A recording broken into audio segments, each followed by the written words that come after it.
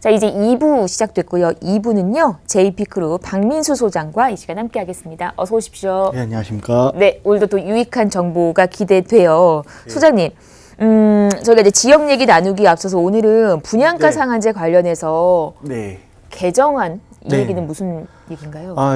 원래는 이제 분양가 상한제가 한다 말로만 그랬지 현실적으로 발표된 게 없었는데요.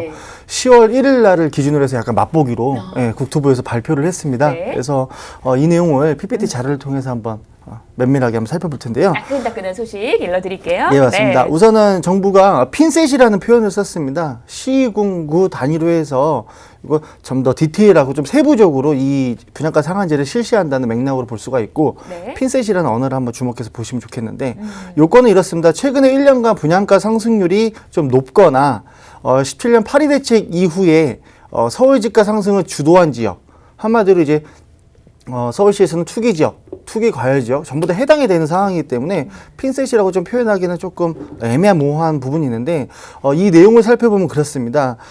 이제 10월 1일 날 발표를 했고 10월 말일 날 본격적으로 이제 공표가 되는데 10월 말까지 입주자 모집 공고를 한 단지들은 예외시켜 주겠다. 이렇게 설명을 했고요. 또 10월 말에 발표가 되면 또 이제 6개월 연장을 줍니다. 그래서 이제 일부 관리 처분이 나왔는데 아직 이주 철거가 진행이 안 됐다던가 하는 지역들은 이미 관리 처분이 나왔기 때문에 빨리 서둘러서 이제 내년 4월까지 이 입주자 모집 신청을 해야 된다는 얘기죠. 근데 이 부분에 대해서도 약간 논란의 소지가 있어요.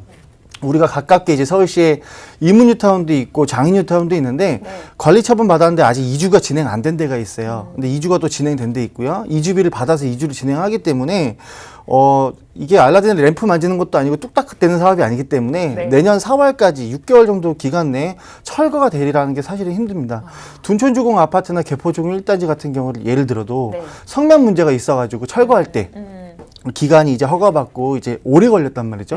그런 거를 봤을 때 61개 사업소에 6만 8천 가구가 재개발 재건축으로 잡혀 있는데 이 전부 다 유예받기는 힘들고요. 아주 극히 일부분만 해당이 되고 나머지는 다시 새 판짝이 들어가야 돼요. 뭐 아무래도 조합원들도 자기가 분담금 내는 건 당연히 싫어하겠죠. 이득이 많으면 많을수록 좋고요. 그런 거를 고려했을 때 이 6개월 유예도 좀 짧다. 그래서 여러 가지 이제 의견 수렴과 관련 지자체 의견을 종합해서 10월 말에 이제 본격적으로 딱 이제 시행이 되는데 이 논란의 소지가 있는 이 기간에 대해서는 조금 더 세밀하고 면밀하게 정부 쪽에서 좀 어느 정도 유예 기간을 좀 더 준다던가 해서 이렇게 좀 한번 분양가 상한제를 실시하면 좋겠다라는 부분을 보시면 좋겠고요. 이 분양가 상한제가 실시가 되게 되면은 공급이 축소되죠. 그래서 이 부분을 어떻게 설명하냐면 국토부에서 발표한 게 공급이 부족한 거는 3기 신도시로 채우겠다라는 맥락으로 보시면 돼요.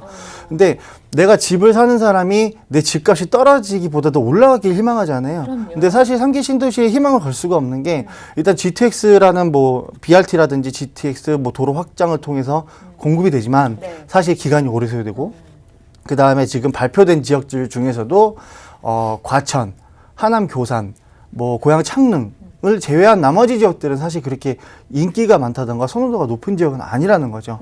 이 부분에 대해서도 명과 암은 존재를 하고 또 살펴보시게 되면 창릉이나 하남 교산 신도시라든지 과천은 경기인데 경기 아닌 서울 같은 지역이기 때문에 이렇게 수요는 많은데 나머지 지역들에서 약간 우려되는 사항들이 발생될 수 있다라고 볼 수가 있겠고요. 좀 한계가 있을 것 같아요. 예, 추가 디테일을 살펴보시게 되면은 이번에 또 이제 법인으로 취득을 많이 했어요. 사실 개인이 사면 양도세 합산이 되고 중과세가 되기 때문에 법인으로 우회해서 부동산을 매매하시는 분들이 많았는데 법인 매매도 마찬가지로 LTV가 40%로 지정이 됐습니다. 그래서 이 부분도 한번 살펴보시면 좋겠고 대출 관련한 부분. 네, 전세가가 지금 이미 분양가 상한제를 실시한다는 얘기가 나와서 전세가 많이 올랐죠. 무주택 기간 지난주에도 설명드렸지만 무주택 기간 가점을 좀 조금 더 늘리고 분양이 나오면 한번 청약을 넣어보자 하는 심리가 늘었기 때문에 지금 전세가가 올랐는데 향후에는 공급이 또 부족하게 되면은 또 전세가가 또 오를 수밖에 없습니다. 그러니까 정부의 정책이 항상 옳은 대로만 간다고는 볼 수가 없겠고 이 상황 내에서도 부동산을 취득하시는 분이라든지 처분하시는 분은 이런 정부의 움직임에 맞춰서 어떤 디테일한 시장의 트렌드를 조금 인지하셔서 투자를 하시거나 처분을 하시거나 이 시장에 맞게끔 좀 움직이시는 게 리스크를 조금 최소화할 수 있는 방법이다라고 볼 수가 있겠습니다.